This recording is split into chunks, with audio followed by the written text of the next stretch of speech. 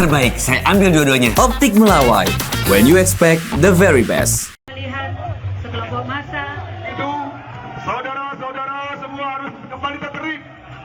Sampaikan aspirasi secara baik dan sopan. Jaga keamanan dan ketertiban.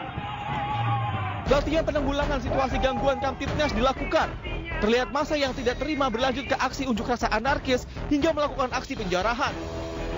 Skenario pengamanan dilakukan mulai dari pengamanan VVIP calon bupati, pengamanan kerusuhan saat kampanye, hingga terjadi aksi penyerangan terhadap calon, disertai baku tembak. Pola-pola pengamanan diterapkan petugas gabungan dalam mengantisipasi situasi kontingensi yang mengganggu jalannya pesta birokrasi pilkada.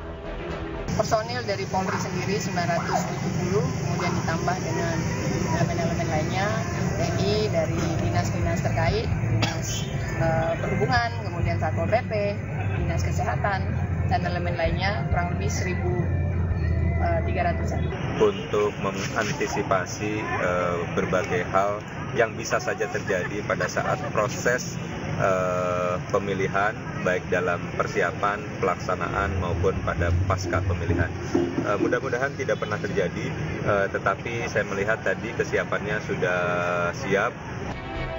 Latihan yang digelar ini juga bertujuan untuk meningkatkan kemampuan fisik dan keterampilan serta kesiapsiagaan personil dalam menghadapi situasi Kamtibnas atau di lapangan. Dari Cirebon, Jawa Barat, Miftahuddin, iNews melaporkan.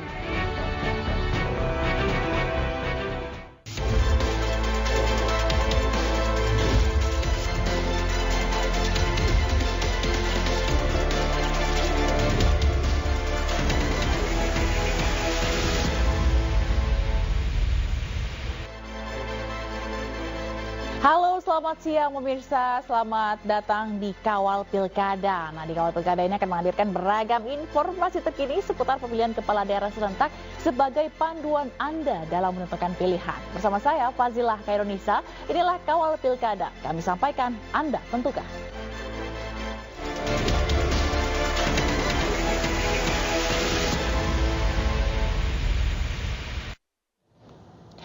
Informasi pertama, pemirsa, istri Ridwan Kamil, Atalia Praratya, masuk bursa kandidat pendamping Deddy Mulyadi di Jawa Barat. Meski belum ada kepastian, namun dipastikan Bacawagup Jawa Barat Kim dari Golkar.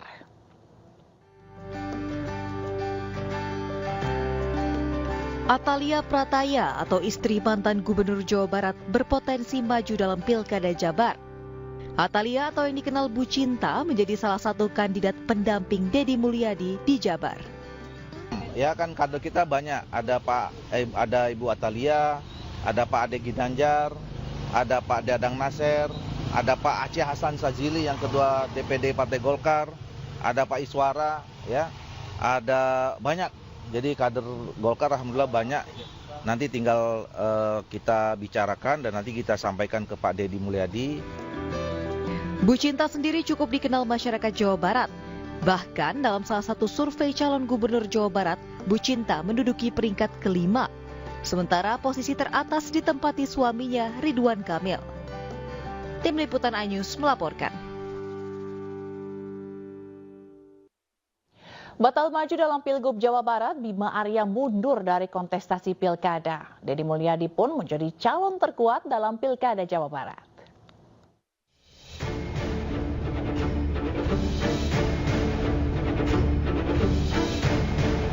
Mantan Wali Kota Bogor Bima Arya pamit dari kontestasi Pilkada tahun ini. Keputusan ini diambil setelah Koalisi Indonesia Maju memutuskan mendukung Deddy Mulyadi sebagai bakal calon gubernur Jawa Barat. Tapi manakala partai meminta untuk tidak melanjutkan, maka saya akan sahmina watona. Saya akan dengar, saya akan ikuti dan taati keputusan dari pimpinan partai. Karena itu saya sampaikan pada saat ini bahwa insya Allah saya mendukung penuh keputusan dari pimpinan Partai Amanat Nasional untuk berada dalam barisan Koalisi Indonesia Maju, mendukung penuh pencalonan Kang Deddy Mulyadi. Dengan mundurnya Bima Arya, kontestasi Pilgub Jawa Barat menyisakan 2 calon. Nama mantan Bupati Purwakarta Deddy Mulyadi disebut-sebut menjadi kandidat kuat di Pilgub Jabar 2024. Selain nama Dedi, sosok Ilham Akbar Habibie, putra pertama Presiden ketiga Republik Indonesia B.J. Habibie, diperkirakan akan menjadi kuda hitam. Kini jelang pendaftaran, mesin politik partai sudah mulai dipanaskan. Kursi nomor 1 Bumi Pasundan jadi rebutan. Tim Liputan iNews melaporkan. Pemirsa, kandidat potensial di Pilgub Jawa Barat masih didominasi sejumlah nama lama. Namun bukan berarti nama baru tak punya peluang yang sama.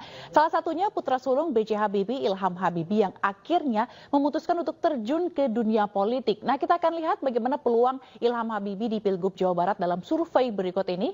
Kita akan sama-sama saksikan. Di mana yang pertama ini adalah survei dari Indikator Politik Indonesia tanggal 20 sampai 27 Juni 2024. Dalam simulasi 3 nama, Ilham Habibie ini disandingkan dengan Ridwan Kamil dan juga Deddy Mulyadi. Di mana elektabilitas Ridwan Kamil ini masih di posisi teratas dengan perolehan 56,3%. Lalu di posisi kedua ada Deddy Mulyadi dengan perolehan 35,1%. Lalu disusul dengan Ilham Habibie yang mendapatkan perolehan 3,3%.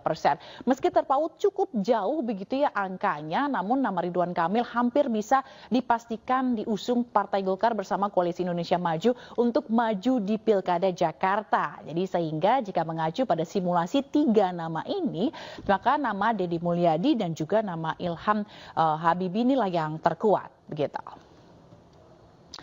Selanjutnya, pemirsa, sementara ini dari survei Lembaga Studi Visi Nusantara Maju tanggal 22 sampai 26 Juli 2024 di Kota Bogor, ini nama Ilham Habibie menempati posisi yang kedua menempel Ridwan Kamil, di mana Ridwan Kamil tetap menjadi posisi yang pertama dengan perolehan 28,88%. Lalu di posisi kedua ada Ilham Habibie di 21,25%, begitu tidak jauh gitu ya jaraknya.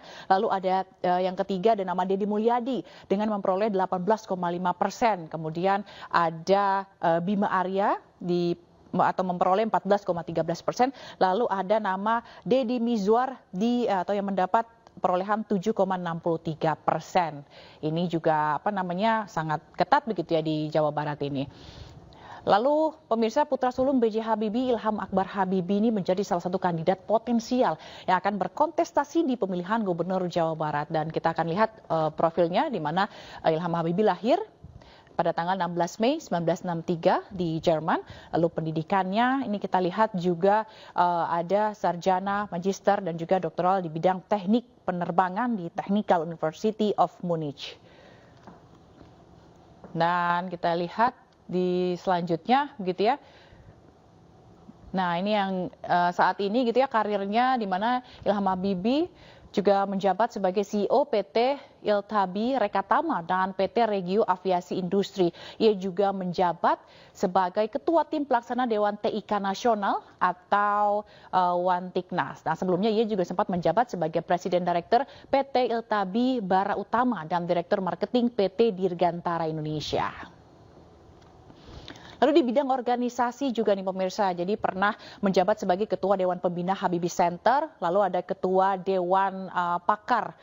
Tadi ya, yang sebelumnya begitu, Ketua Dewan Pakar Ikatan Cendekiawan Muslim Indonesia atau ICMI tahun 2021 hingga 2026. Dan ini juga ada Ketua Umum Ikatan Saudagar Muslim se-Indonesia atau ISMI dari 2012-2017 hingga 2018 ke 2023. Nah, pemirsa, putra sulung B.J. Habibie, Ilham Habibie ini memutuskan untuk terjun ke dunia politik. Ilham juga digadang-gadang akan ikut berkontestasi di Pilkada Jawa Barat tahun ini. Lalu apa alasan Ilham Habibie maju di Pilkada Jawa Barat? Berikut pernyataan selengkapnya. 28 tahun. 28 tahun, iya. Baru sekarang memutuskan Betul. ke politik. Dan Betul. kenapa di pemilihan gubernur? Tepatnya lagi di Jawa Barat. Iya. Kang Ilham. Itu ada 2 alasan. Pertama, alasan pribadi. Saya memang begitu saya pulang dari luar negeri ke Indonesia, saya pulang ke Bandung.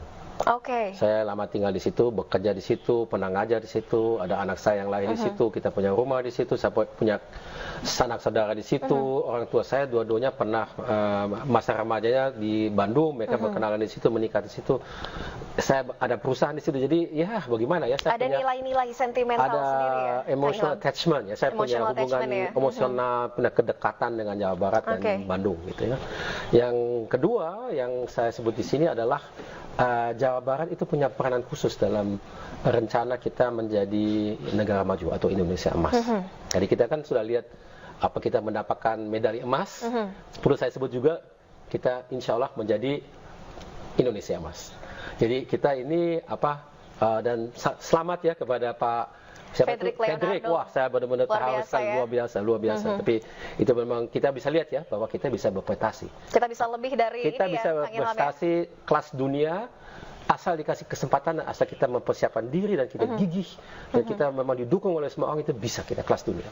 Dan begitu pun juga dengan kita menjadi negara emas, negara maju, kita bisa. Buktinya misalnya tahun 95 kita pernah melihat adanya penambangan perdana dari pesawat N220 di Bandung, Jawa Barat juga. Itu sudah hampir 30 tahun yang lalu. Tapi membuktikan bahwasannya kita sebagai bangsa bisa membuat pesawat dan bisa terbang dan bisa membuat industri. Nah, pemirsa, Putra Sulung B.J. Habibie, Ilham Habibie ini memutuskan untuk terjun ke dunia politik. Ilham juga digadang-gadang akan ikut berkontestasi di Pilkada Jawa Barat tahun ini. Lalu apa alasan Ilham Habibie maju di Pilkada Jawa Barat? Berikut pernyataan selengkapnya. 28 tahun. 28 tahun baru sekarang memutuskan ke politik. Dan kenapa di pemilihan gubernur? Tepatnya lagi di Jawa Barat. Iya. Kang Ilham. Itu ada dua alasan. Pertama, alasan pribadi. Saya memang begitu saya pulang dari luar negeri ke Indonesia, saya pulang ke Bandung. Saya lama tinggal di situ, bekerja di situ, pernah ngajar di situ, ada anak saya yang lahir di situ, kita punya rumah di situ, saya punya sanak saudara di situ, orang tua saya dua-duanya pernah masa remajanya di Bandung, mereka berkenalan di situ, menikah di situ. Saya ada perusahaan di situ, jadi ya bagaimana ya, saya ada nilai-nilai sentimental ada sendiri ya. Ada emotional attachment ya, saya punya hubungan emosional, punya kedekatan dengan Jawa Barat dan Bandung gitu ya. Yang kedua yang saya sebut di sini adalah Jawa Barat itu punya peranan khusus dalam rencana kita menjadi negara maju atau Indonesia emas. Jadi kita kan sudah lihat apa kita mendapatkan medali emas. Perlu saya sebut juga kita insya Allah menjadi Indonesia emas. Jadi kita ini dan selamat ya kepada Pak Frederick. Wah, saya benar-benar terharu sekali, luar biasa. Tapi itu memang kita bisa lihat ya bahwa kita bisa berprestasi. Kita bisa lebih dari kita ini bisa ya, berprestasi kelas dunia asal dikasih kesempatan, asal kita mempersiapkan diri dan kita gigih dan kita memang didukung oleh semua orang, itu bisa kita kelas dunia. Dan begitu pun juga dengan kita menjadi negara emas, negara maju, kita bisa. Buktinya misalnya tahun 95 kita pernah melihat adanya penambangan perdana dari pesawat N220 di Bandung, Jawa Barat juga. Itu sudah hampir 30 tahun yang lalu. Tapi membuktikan bahwasannya kita sebagai bangsa bisa membuat pesawat dan bisa terbang dan bisa membuat industri. Terbaik, saya ambil dua-duanya. Optik Melawai. When you expect the very best.